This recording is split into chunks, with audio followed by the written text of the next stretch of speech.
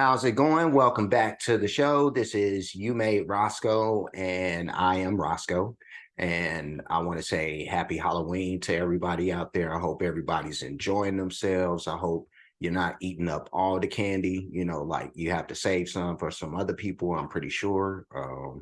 And make sure you check it beforehand because, the monsters are out. So, and speaking of which, today we're going to be checking out another Mr. Ballen video, and what could be more appropriate, for a day like this than some of these spooky stories that Mr. Ballen tells. So we'll be checking this out.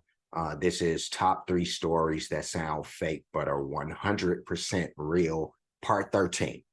And it's so crazy that on a day like today, Halloween, it would be the most unlucky number ever. The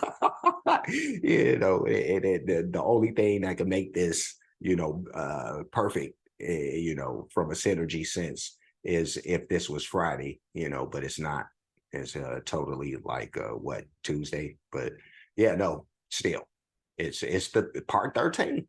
Okay, so let's go ahead, get started. Let's get it. Let's do it. I'm ready. Sometimes the truth is stranger than fiction, and today we're going to look at 3 stories that demonstrate that. But before we get into today's stories, if you're a fan of the strange, dark, and mysterious delivered in story format, then you've come to the right place because that's all we do, and we upload 3 or 4 times every week. So if that's of interest to you, please offer to teach the like button how to drive in your car, and then on the day of their first lesson, show up in your 18-speed transmission semi-tractor trailer truck. Also, please subscribe to our channel and turn on all notifications so you don't miss any of our weekly uploads. All right, let's get into today's stories.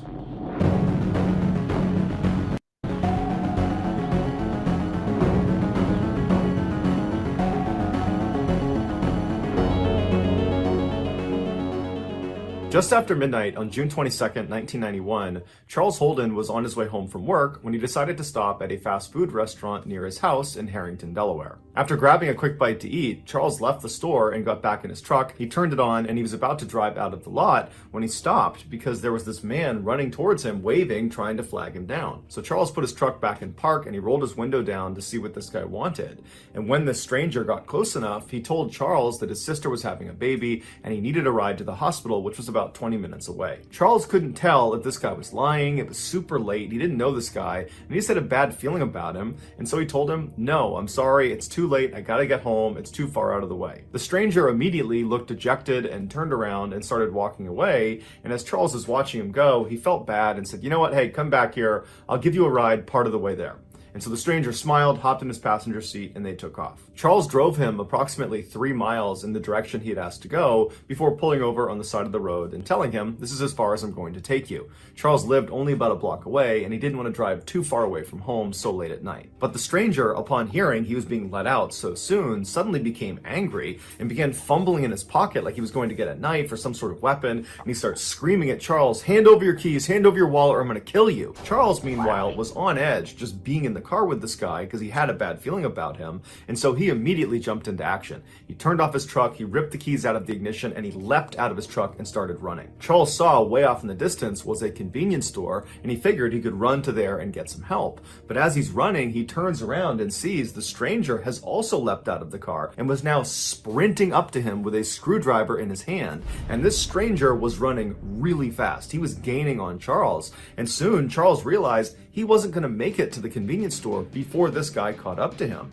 And so at some point, Charles just stops, he turns around and he puts his hands up and he says, okay, I'll give you a ride wherever you want to go, and then you can have my keys, my wallet, you can have anything you want. And so the stranger runs right up to Charles and he stops and he smiles because he's very pleased with this result. And he pokes him with the screwdriver and kind of gestures for him to go back to the truck. So Charles walks back to the truck with the stranger right behind him with the screwdriver periodically poking him in the back. They finally get to the vehicle and the stranger tells Charles to get in the car and then wait. But as soon as Charles sat down, he fired up his truck and sped off before the stranger could hop in the passenger side door.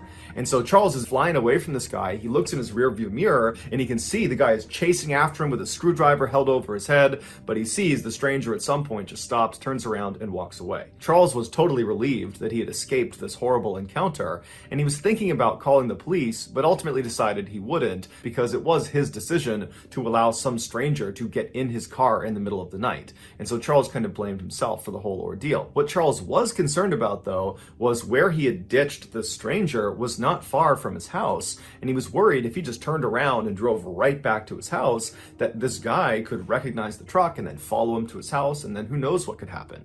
And so Charles decides he's just going to stay outside of town and drive around for a while to make sure this stranger is long gone by the time he comes back. So after about an hour of doing just that, driving around outside of town, Charles goes back into Harrington, Delaware, and he gets on his street, and he's shocked when he sees the stranger who had just tried to kill him is walking down the road right in front of him. But luckily, the stranger did not hear or see Charles pull onto his street, and so Charles immediately throws it in reverse and he gets out of there and he drives off. At this point, Charles decides he needs to tell police because he doesn't know if this stranger actually knows him and that maybe he's targeting him and he's waiting for him at his property. And so he calls 911 and he tells the dispatcher about what had happened earlier and how this guy is now lurking around his property. And the dispatcher tells him they'll send an officer out to him. And so a few minutes later, an officer showed up at the payphone where Charles was, and they told Charles they would escort him back to his property. And if the stranger was still out in the area, they would arrest him.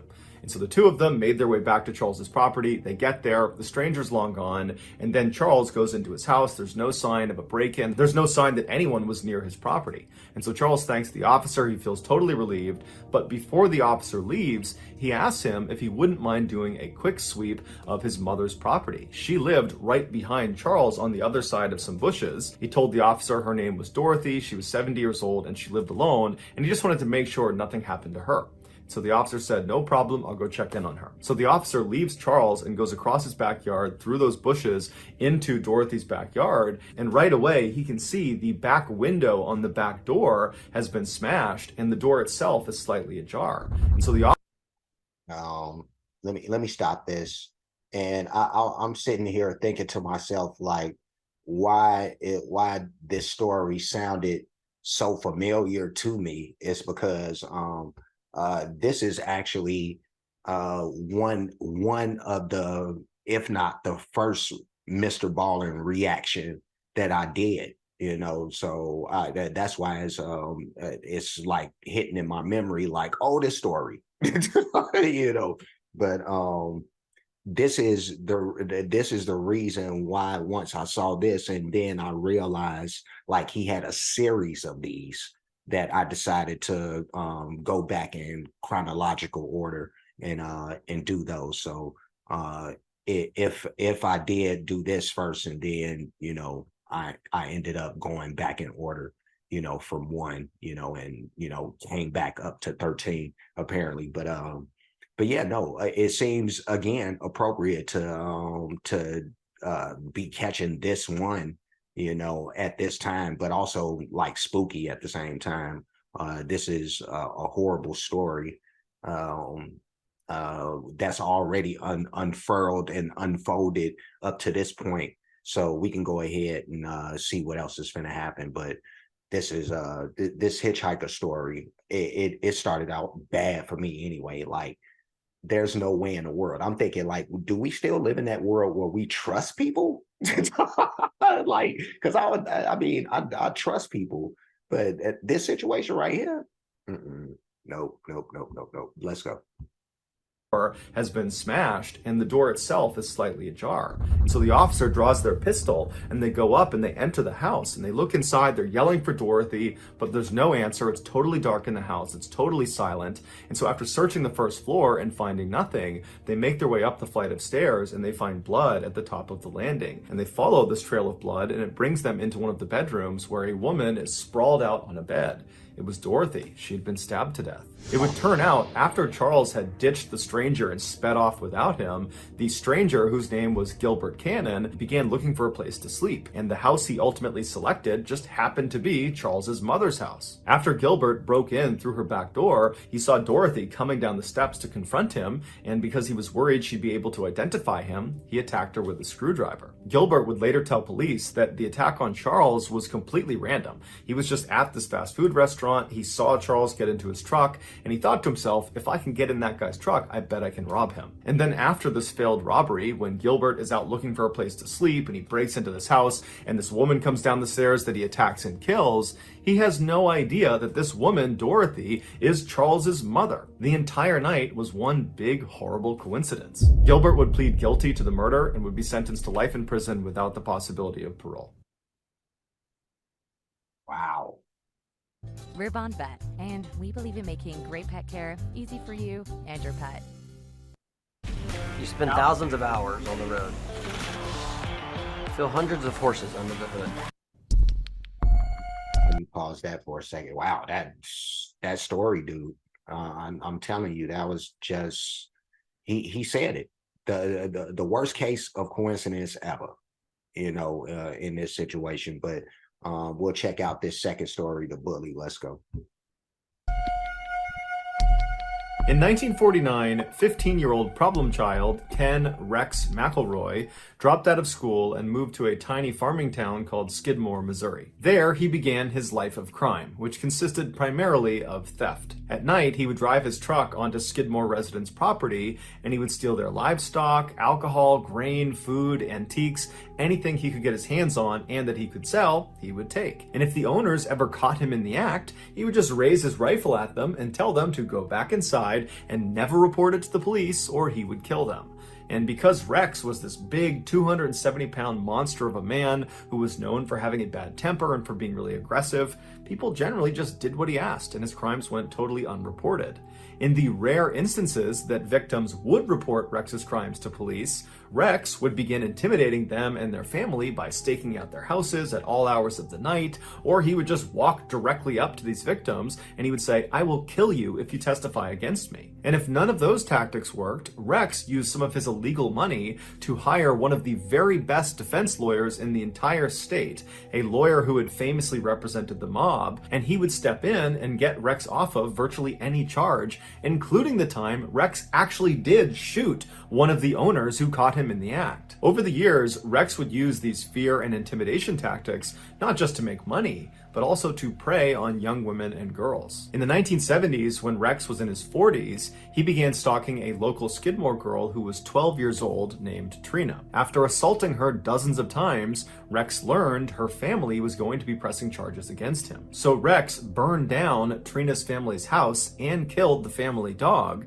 and then threatened to kill the entire family unless they signed paperwork that would legally marry their daughter Trina to Rex. This would protect him legally in case they pressed any charges against him. After the family finally relented and signed off on the marriage, Trina was forced to come live with Rex at his house, and within 2 years she became pregnant. After the birth of her child, she took her baby and tried to run away from Rex, and she ran back to her family's new house, and she was hiding there, but Rex tracked her down, he took her and their baby back, and then Rex proceeded to burn her family's house down again, and again killed their new family dog. By the end of the 1970s, Rex wasn't only just the most hated person in Skidmore, he was the most destructive person. He had hurt so many people in town, but it seemed like no one could do anything about it. It was like he was untouchable. Then a single piece of candy changed everything. In 1980, one of Rex's children was at a local grocery store in Skidmore when they were caught stealing a piece of candy. When the shopkeeper asked the child to put the candy back, they refused,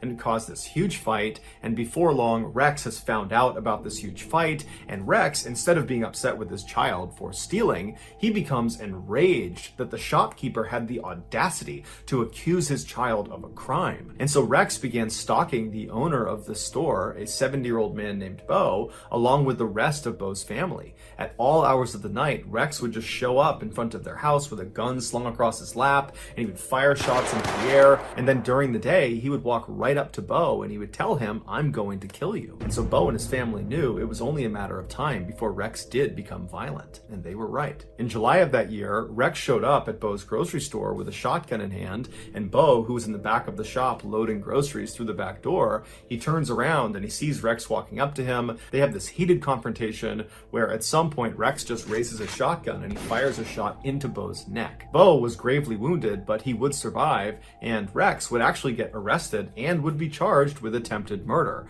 And it seemed like, for once, maybe Rex was actually going to get what was coming to him, but he didn't. The attempted murder charge was lowered to just assault, and he was given 2 years in prison, but he would only serve 1 day in jail before being released on bond. And as soon as he was out on bond, he went right to his house and he got his rifle that had a bayonet attached at the end of it, and he went right to the tavern in the middle of Skidmore, and he began telling anybody who would listen that he planned to finish the job, i.e. he was going to kill Bo, and he described in very graphic detail how he planned to do it, which involved This is crazy, dude. And I remember this messed up story. I remember this one. That dude was just terrorizing the whole town. His kid goes and does some illegal trick or treating, and then he goes and snaps on the shop owner, and then goes and kills the dude. So rest in peace, Bo. But this guy Rex was just like the worst. But let's keep it going. For once, maybe Rex was actually going to get what was coming to him, but he didn't. The attempted murder charge was lowered to just assault, and he was given 2 years in prison, but he would only serve 1 day in jail before being released on bond. And as soon as he was out on bond, he went right to his house and he got his rifle that had a bayonet attached at the end of it, and he went right to the tavern in the middle of Skidmore, and he began telling anybody who would listen that he planned to finish the job, i.e. he was going to kill Bo, and he described in very graphic detail how he planned to do it, which involved this rifle and this bayonet. Patrons that were at the tavern that saw Rex and heard these claims, they were scared for Bo, and so they left the tavern and they told city leaders about these threats. And so city leaders at this point, they've had enough of Rex, and they decide they're going to host this secret meeting that will not include Rex the following morning. So the next morning comes around, and all these angry residents, they come to this meeting and they begin discussing, how are we going to handle Rex? We can't use police. We can't use politicians. Nothing can be done. So what are we going to do? How are we going to put an end to his reign of terror? And after a while, they came up with a plan. And after the meeting was done, everybody left the town hall, they got their guns, and they made their way over to the tavern where Rex was seen earlier that morning. About 40 of these armed men surrounded the outside of this tavern, and once they were all in place, another smaller group of men that were all armed walked inside the tavern, and they saw Rex sitting at the bar with Trina sitting right next to him. And so these men, they walk up right behind Rex, uncomfortably close, right behind him, and they just stand there with their guns looking at him. And at some point, Rex turns around and sees them, and he's about to lash out and start fighting them, but he realizes he's totally outnumbered, and these men that are standing all around him, they look like they mean business. And so he stands up, he grabs Trina, and he brushes past them, trying to act tough, and he walks out of the tavern.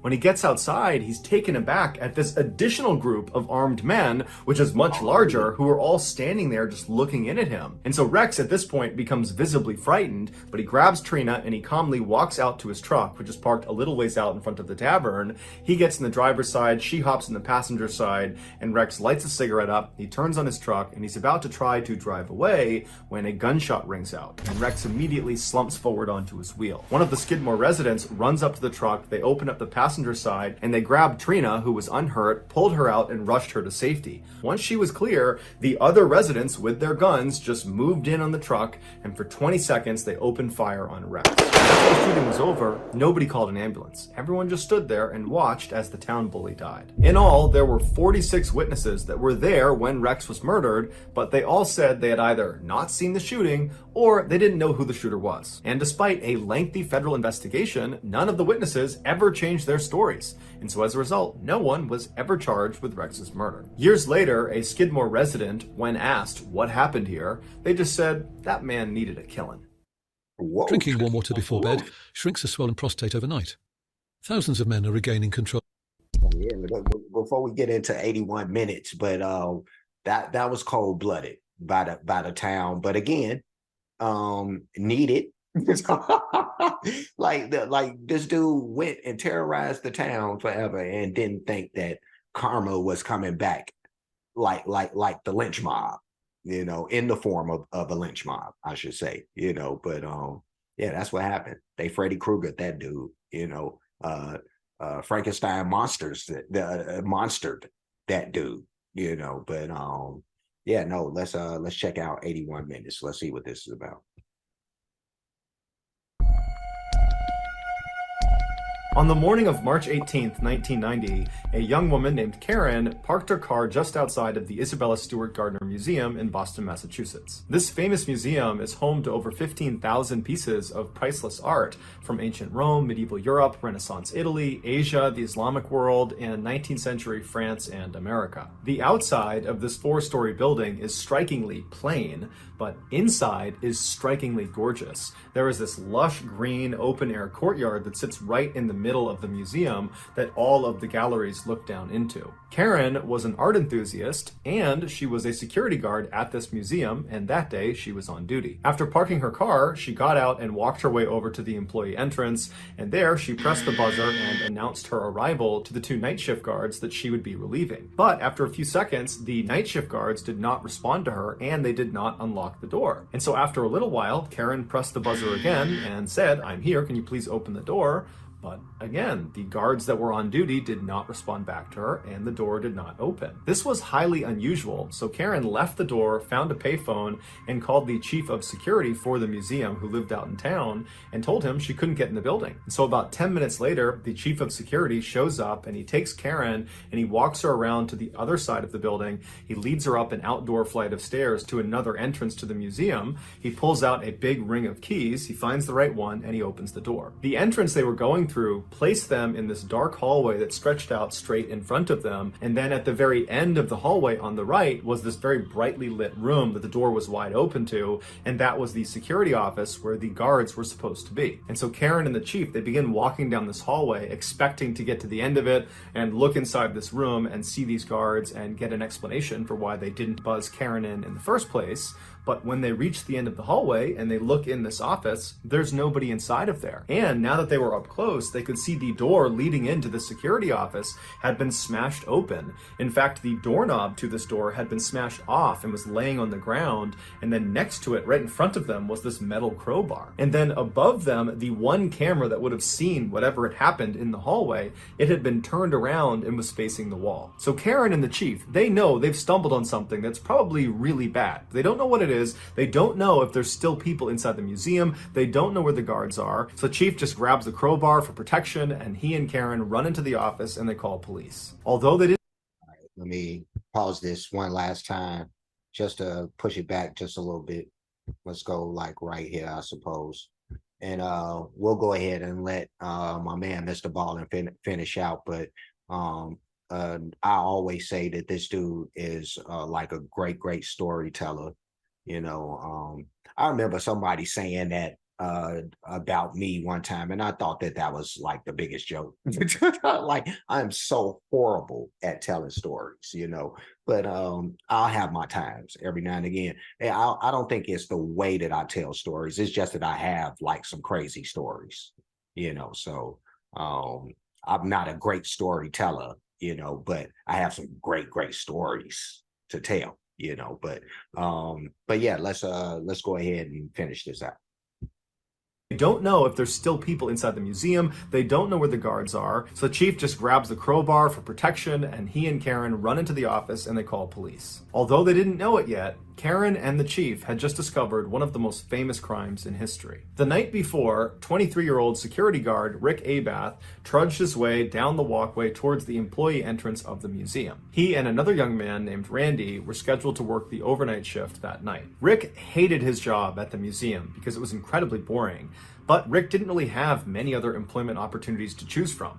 He was a guy that had dropped out of music school and spent most of his time smoking marijuana, drinking beer, and playing in his friend's rock band. And so he just kept this job that he hated. Once Rick got inside the museum, he walked over to the office where he found his partner that night, Randy, was already sitting behind the desk. After chatting with him for a few minutes, Rick said he would do the first set of security rounds, and so he grabbed a walkie-talkie and a flashlight and he headed out to the exhibit halls. Almost immediately, a fire alarm went off. Rick went to the area where it was going off and he investigated and did not see a fire, and so he just turned the alarm off. The building was very old, and it wasn't uncommon for their electronics to fail or glitch. And so after this, Rick didn't think much of it. He continued doing his security rounds, and after about 30 more minutes of that, he made his way back down to the security office where he traded places with Randy. Rick took the seat behind the desk, and Randy took the walkie-talkie and flashlight and headed out into the exhibits. About 30 minutes later, while Randy was still doing his security rounds, Rick had his head down on the desk when he heard the sound of the buzzer coming from one of the outside doors. He lifted his head up and he looked at the screen that was connected to the camera, looking down at whoever was outside at this door, and he saw there were 2 police officers standing right outside the door. And so he reached over and he pressed the intercom button and he said, "Hey, can I help you?" And the officers said they were there responding to a disturbance call. Can they come inside? Now, Rick didn't know what this was about. He assumed it must have to do with maybe the fire alarm that had gone off earlier, or maybe somebody outside had seen someone trying to break in and they had called it in. But either way, he felt like it was important enough that he should let them in, even though it was against protocol to allow anyone into the museum after hours, including police. And so the 2 officers, they come through the doors and they wind up in the hallway right outside of the security office. And there's a window into the security office, so both the officers and Rick can see each other. And the officers immediately say to Rick, "Hey, are you working alone tonight?" And Rick says, "No, my partner is out doing security rounds. He'll be back soon." And so the officers just kind of nod their heads and they're looking around the room for a second. And one of them, as he glances at Rick again, he does kind of a double take and he goes, "Wait a minute. I think I know you. There's a warrant out for your arrest. You need to come out here and show me your ID." And so Rick is caught completely off guard, but he just kind of instinctively does what he's told because it's a police officer. And so Rick stands up, he walks out of the office, he goes out into the hallway, and as he's about to present his ID to the inquiring officer, the officer just grabs him, pushes him up against the wall, and handcuffs him. And so before Rick can say anything, Randy, his partner, comes back from doing his security rounds. He walks into the hall and has no idea what's going on. The other officer, the one that had not handcuffed Rick, grabs Randy and does the same thing, presses him up against the wall and handcuffs him. And so as Randy and Rick are standing there up against the wall with their hands behind their back, they're looking at each other, they're looking around thinking, what's going on here? And at some point, Randy just blurts out, "Why are we being arrested?" And that's when one of the officers just says, "Oh, you're not being arrested. You're being robbed." Rick and Randy were led by the imposter cops down into the basement of this building where they were bound and gagged with duct tape. And then these 2 thieves proceeded to spend the next 81 minutes walking all around the museum, ultimately stealing 13 pieces of art before destroying the security footage and then fleeing the building. Rick and Randy were discovered unhurt later that morning by police, still tied up in the basement. Despite dozens of suspects, numerous viable theories, and a massive monetary reward, these 2 art thieves were never caught and remain at large today. As for the 13 pieces of stolen art, one of which includes the extremely rare Rembrandt painting called The Storm on the Sea of Galilee, which is his only seascape in existence, they are still unaccounted for. And combined, they are worth a staggering $500 million. Woo! So that's going to do it, guys. If you found the secret in today's episode, let us know in the comments section what it is and where you found it, so give us the timestamp. And if you're the first to do that, we'll pin you at the top of the comments section. If you got something out of today's episode and you haven't done this already, please offer to teach the like button how to drive in your car. And then on the day of their first lesson, show up in an 18-speed transmission semi-tractor trailer truck.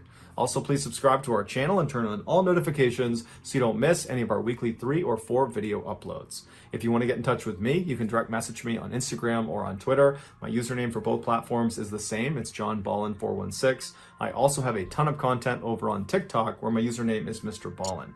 I also have a second YouTube channel called Mr. Ballen Shorts where I post random short videos and lost episodes. If you have a story suggestion, please submit it to our subreddit just called Mr. Ballen. It's linked in the description below. So whether I see you on Twitter, Instagram, TikTok, Reddit, YouTube, or some combination, just know that I really appreciate your support. And until next time, that's going to do it. See ya.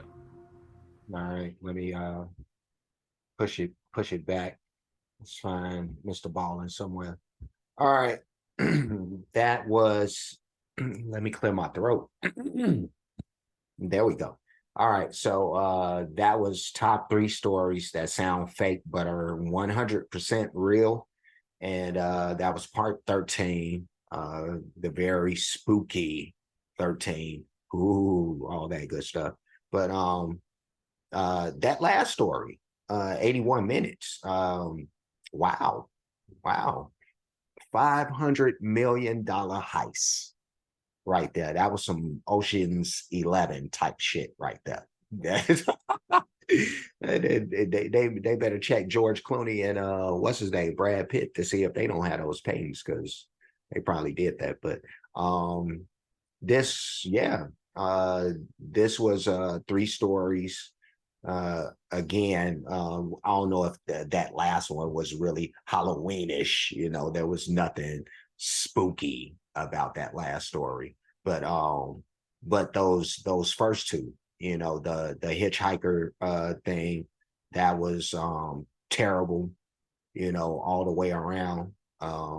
That guy, I don't know where the hell he just came from out of nowhere, and then just destroys this guy's life, basically, well, by taking his mom. But yeah, no, that's like crazy, to think. And he's probably gonna think somewhere like in his head, like in some way he's responsible, so it's just crazy, but that second story with that Rex dude, oh my Jesus. Like that one right was crazy, and very fitting end for that dude. If you're anything like me, you hate bullies, really, really, really hate them like that. At least that's me. Like I go to degree, when it comes to bullies and stuff like that, but yeah, no, he deserved what he ended up getting. That dude terrorizing the whole city the way that he was.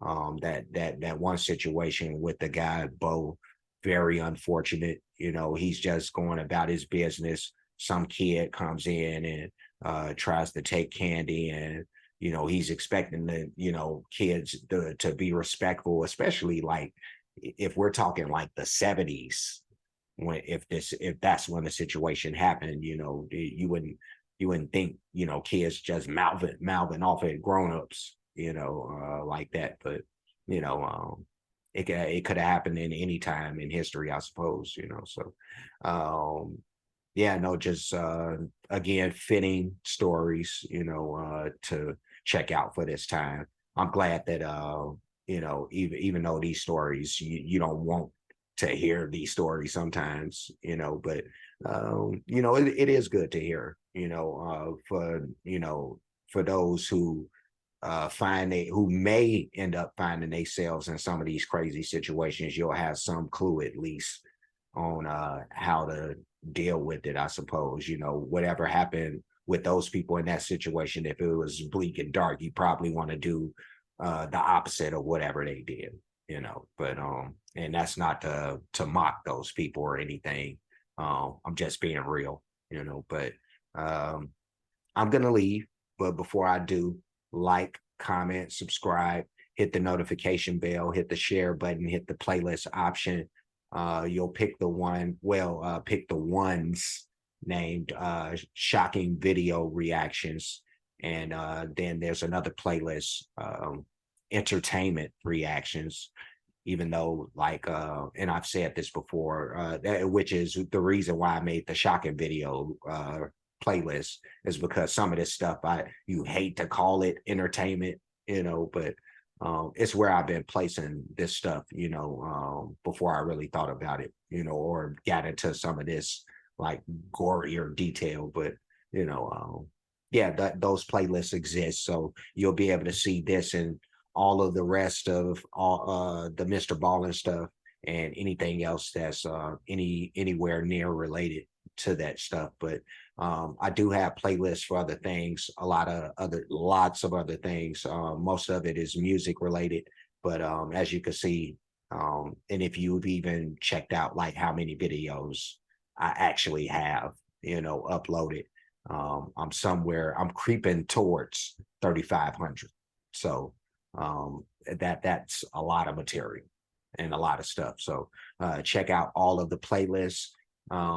Cash App, $ you made Roscoe, PayPal at you made Roscoe. Super thanks option is available for those who like to show their support or appreciation for what's being done on the page. Any donations will be made to any of those spots. And that's pretty much it. I'm leaving again. Have a happy Halloween. Have a safe Halloween. Don't get too crazy out there. You can go to your parties and put on your costumes and all that. Avoid anybody with anything that look too crazy and they just come out randomly out of nowhere by themselves. Party in groups. Yeah, just be safe out there. But until next time, yeah, be safe, be good.